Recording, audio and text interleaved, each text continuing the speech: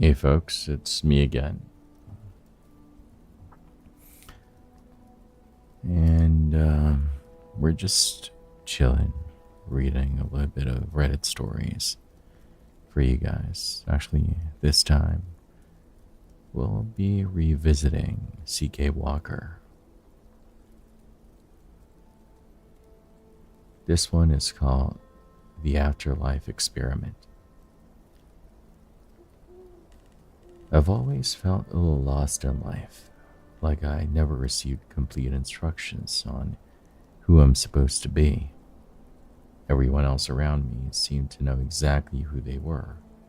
Their lives would fly right by me, their GPSs locked onto destinations while I just sat idling the street. In high school, I never did any extracurricular activities because I couldn't figure out if I was a sports person or a music person. It was no different in college. I wandered through four different majors, unable to decide who I wanted to be. I just felt like a blank slate. And if I was a blank slate, Micah York was a starry night. Authentic, beautiful, perfect. He was my exact antithesis, which is what attracted me to him in the first place. He was born knowing exactly who he was and what he was about. His confidence and certainty in himself was an all but tangible element of him. We first met in our freshman year at college. He was a neuroscience student and I was majoring in history. We dated our sophomore year, and after I changed my major to computer science, we broke up in our junior year just before I decided I wanted to. We broke up in our junior year and We broke up in our junior year just before I decided I wanted a degree in psychology instead. And he asked me a favor our senior year, just after my guidance counselor told me it was too late to switch majors again. Our last semester at college was beginning soon, and Mike had been applying to grad schools. He wanted to get his master's in neurobiology, and I helped him with the applications when I had time. I knew Micah was under a lot of stress to nail his senior thesis, so I was surprised when he asked me over. I knew Micah was under a lot of stress to nail his senior thesis, so I was surprised when he asked me over to his house for a party that January. I should have known something was up because Micah was a meticulous student and he didn't throw parties. Ever. When I arrived at his off-campus apartment, I considered not even getting out of the car. His flat was dark and quiet. There was definitely no party. Just what was he up to? Just what was he up to? I picked up my phone to call Micah and beg off, but curiosity suddenly got the better of me and I hung up. When I walked into the familiar TV-less living room, I saw two familiar faces and two strange ones. There was Micah, of course, and Micah's friend, Sean Nichols, an organic chemistry major. The other two people were introduced to me as Irina Bradley, another med student, and Holly Bishop, a philosophy major. Irina, the med student, scooted over and made room for me on the couch. I sat down hesitantly and waited for Micah to begin whatever it was he was doing. He rose and walked to the middle of the room. Thanks for coming, guys. I'm sure you're wondering why you're here because clearly this isn't a party. The truth is, I have something of vital importance to ask each of you. Micah paused, for effect, I'm sure, took a deep breath and dropped his voice an octave. I have selected each of you to take part in the greatest experiment, not only your lives, but perhaps even in human history. I am asking you to take part in my doctoral thesis. I rolled my eyes. Classic Micah. He may be many things, but humble wasn't one of them. Jackass appeared to be, though. And what is your thesis? I asked him nonchalantly, as if his previous statement hasn't been utterly stupid. A conclusive essay detailing what happens after human death. Irina, the med student, laughed.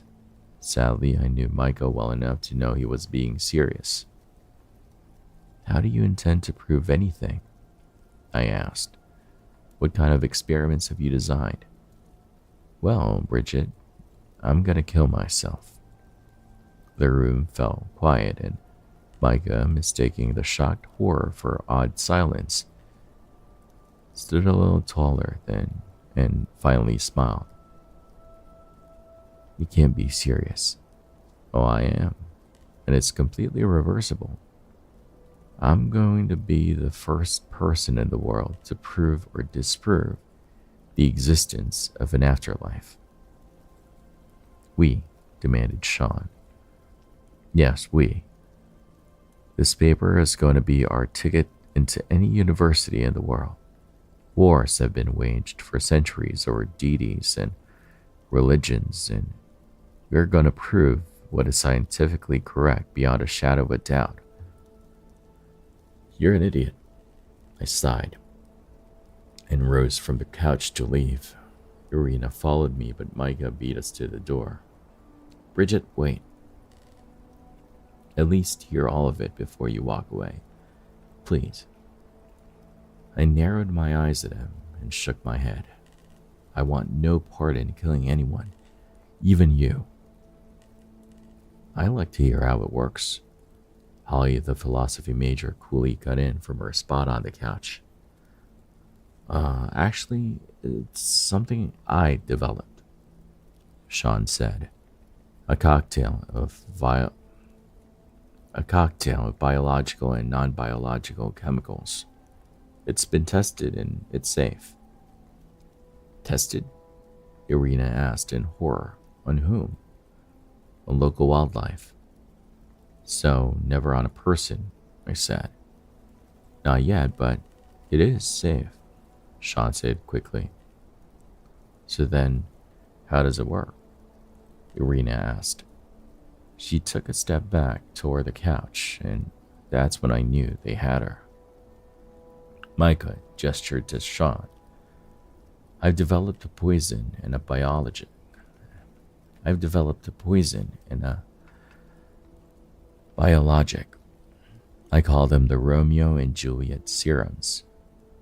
Juliet is a poison that kills the body. Romeo is a biologic or antidote, for lack of a better word, that revives it. Clinical death will only take place for 30 seconds. Micah cut in. No brain damage, no organ damage. Yes, it truly is perfectly safe. The body will only be dead for a short time, Sean confirmed. So, flatliners. I glared at Micah. What? Sean asked. Flatliners, it's a movie. The characters kill themselves and bring themselves back. If I recall, it didn't work out too well for them in the film. But Micah knows that since he's obsessed with it. That's a Hollywood movie, Micah said dryly. This is legitimate science. No, you're Kiefer Sutherland. I pointed at him. He's Kevin Bacon. I pointed at Sean. And I'm Julia Roberts. No, Micah said hotly. Actually, she's Julia Roberts. He pointed to Holly. So, am I Oliver Platt then? Asked Irina. No one is Oliver Platt, Micah yelled. Well, if we get to choose, I'd rather be Oliver Platt than Kevin Bacon, Sean interrupted. Sean, you're Kevin Bacon, Micah spat. And you're Kiefer Sutherland. And you're Kiefer Sutherland. I can't pronounce this, oh my gosh. And you're Kiefer Sutherland, I yelled at him. This isn't Flatliners. I sighed, so I'm not going under. No. Michael looked exasperated. Then why am I here? Micah combed his hand through his dark brown hair. Jeez, I've been trying to get to that. Am I going under? Irina asked. No, just me, Sean, and Holly. And you think she's gonna agree to that? Actually, Holly interrupted, rising from the couch. I already have. Why? I gaped at her. Because I want to know. I need to know why I'm here, why any of us are here. I want to know what the soul is and where it goes. I want to hold the keys to human existence, love and suffering, life and death. I want to understand our purpose, and I'm getting paid, and it's perfect for my dissertation. That's another thing, Micah said quickly. Everyone will get paid. How much? Irina narrowed her eyes at him. $500 each. I groaned. $500 was pretty much short. $500 was pretty much how short I was on tuition for this semester, and Micah knew that. What an ass. The Romeo and Juliet serums are safe. They've been tried and tested, and they will work. Sean and I have rented a house on Emerald Street to conduct the experiment. All I'm asking, is for you to show up, Bridget. Just show up next Saturday. And what about me? Asked Irina. Irina, I need you to administer the serums and monitor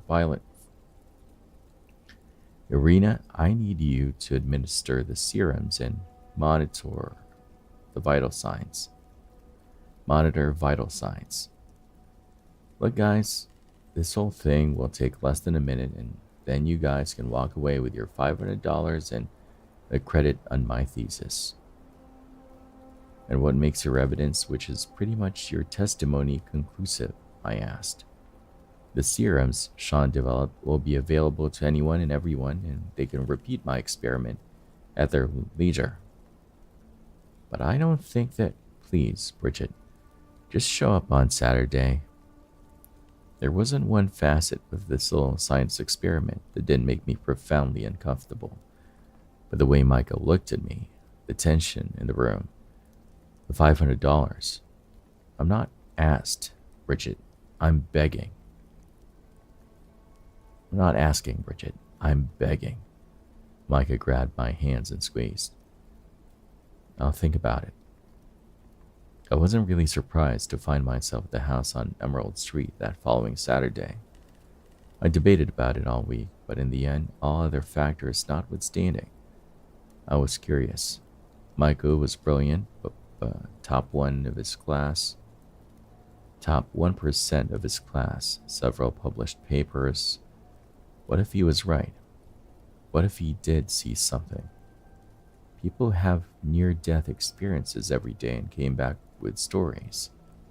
Michael was going deeper into death than anyone ever come back from before, and he was doing it in a controlled environment using an experiment that could be easily duplicated. I mean, who knows? Micah greeted me at the door with a smile that said he knew I'd come and walked me to the large, barren living room. It sported tan walls, hardwood floors, lots of hospital equipment, and 3 cheap-looking twin beds.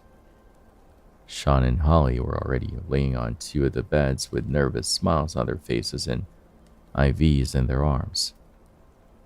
Irina was bustling around, checking equipment and looking incredibly stressed. Micah handed me an expensive-looking, heavy camera. The cameras at the end of our beds are already recording. There are static cameras. I need you to walk around and record with this one as well. Irina is going to stagger our injections so that she can handle all 3 of us. You're simply a witness, nothing more. Okay, Micah, are you sure you want to see this? Micah, are you sure you want to do this? Bridget, We've been testing this, and as long as Romeo is injected in under a minute, which it will be, there is no risk. There's definitely risk, Micah. In near-death experiences, this isn't a near-death experience. It's a death experiment. Look, I know you're worried, and that's why I wanted you here, to make sure nothing goes wrong. And even if it does, I have stacks and stacks of notes and narratives proving that this was my experiment. Yeah, but I couldn't think of anything else to say. I couldn't think of anything else to say. Any objection I had, Micah would have an answer for.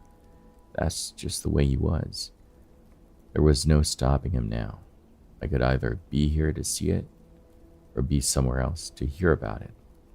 I chose to stay. Micah walked over to stand in front of my camera. It's 12:51 p.m. on Saturday, January 14th. I am Micah York, and this is the first attempt of the afterlife experiment. Micah walked over to his bed and sat down, letting Irina expertly thread a needle into his vein. He lay back on the pillow and turned to Sean and Holly. Remember, guys, as soon as you regain consciousness, speak directly to your cameras about what you saw. Yep, got it. Okay, guys, Irina said with a shaky voice, everything is ready. All right, Micah said excitedly. 30 seconds, that's all. Irina, as soon as the last of the Juliet leaves the tube, hit this timer. Micah pointed to the digital clocks that were set to 30 seconds at the head of each bed. Irina nodded. Bridget, you film. I swallowed loudly and nodded too. See you on the other side. Micah smiled and gave a thumbs up to Holly and Sean, who returned it and then settled back on their beds. I hit record. Irina picked up 3 red tubes of thick, clear liquid from a nearby table. Steadying her hands, she slowly injected the first tube into Micah's IV and then hit the timer above him. At the exact moment she did, Micah's heart rate monitor flatlined. I jumped at the high-pitched squeal and tried to steady the camera. Irina hurriedly moved over to Sean and did the same for him, and then Holly. Now all 3 EKG machines were loudly flatlining. Irina put her hands over her ears for a minute and then pointed to a different monitor. Get this, Bridget. Record this. It was Micah's EEG and there were 0 activity brainwaves. Get Holly and Sean's too. I could suddenly taste a bitter metal in my mouth and I knew I was beginning to panic. This had been a bad idea, a very bad idea. By the time I looked back over to Micah's timer, there was 8 seconds left on it. Irina had already loaded up a green tube, the Romeo Biologic, to Micah's IV and was just waiting to push it in. The chorus of all 3 EKG machines, wildly sounding their alarms, was deafening. It was screaming at us, do something. Do something. Why are you just standing there? Save them. Just when I couldn't stand it anymore, a different alarm buzzed and Irina injected the Romeo into Micah's arm. I didn't breathe at all as I waited for Micah's vital monitors to show life. It took less than 5 seconds for the EKG machine to register a spike, and then another. Micah's EEG machine suddenly flared to life as well. I exhaled. Irina had just stepped over to Sean when Micah suddenly shot up in bed, eyes wide, and opened his mouth. I was so excited and curious that I almost forgot to hold the camera up. I couldn't wait to hear what he had to say. But Micah didn't say anything. He just screamed. The surprise and force of it made me stumble back into a wall. It was the most blood-curdling scream I'd ever heard. And then Sean started screaming too. Micah took no notice of him and threw himself off the bed to the floor, slamming his head on the wood over and over again. Sean had also jumped out of bed and run over to the wall to stand just 2 inches from it, screaming at it, as if he didn't know the wall was there. My shock quickly gave way to panic. Micah's head was already bloody, and the sound of it, and the sound it made against the and the sound it made against the hard oak was sickening. Irina helped me. Irina, who hadn't moved since Sean had knocked her out of the way, stared at me wide-eyed. We need to get him off the floor. He's hurting himself. She opened her palm and looked down at the last tube of Romeo Biologic as if she'd never seen it before. You didn't give that to her yet? Give that to Holly now. My voice was high and wild. I was holding Micah in my arms while he continued to hit his head against the air as if the floor were still there. And the screaming, oh God, the screaming. Both Micah and Sean were splitting my ears open. The horror on Micah's face as he beat his head harmlessly against the air, mouth open in a wide O, and the sharp, agonizing terror coming out of Sean was enough to make my eyes swell up in fear. What happened? What had they seen? The camera, long forgotten, lay discarded under Micah's bed where his flailing legs had kicked it. Irina was doing frantic chest compressions on Holly, tears streaming down her eyes. But I knew it was too late. Holly was lost. Irina, call 911. She didn't stop working on Holly, just continued on like she hadn't heard me.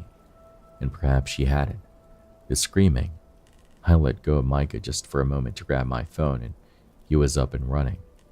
He hit the front door and smashing his forehead against the glass. Micah, stop. If Sean noticed us near him, he didn't show it.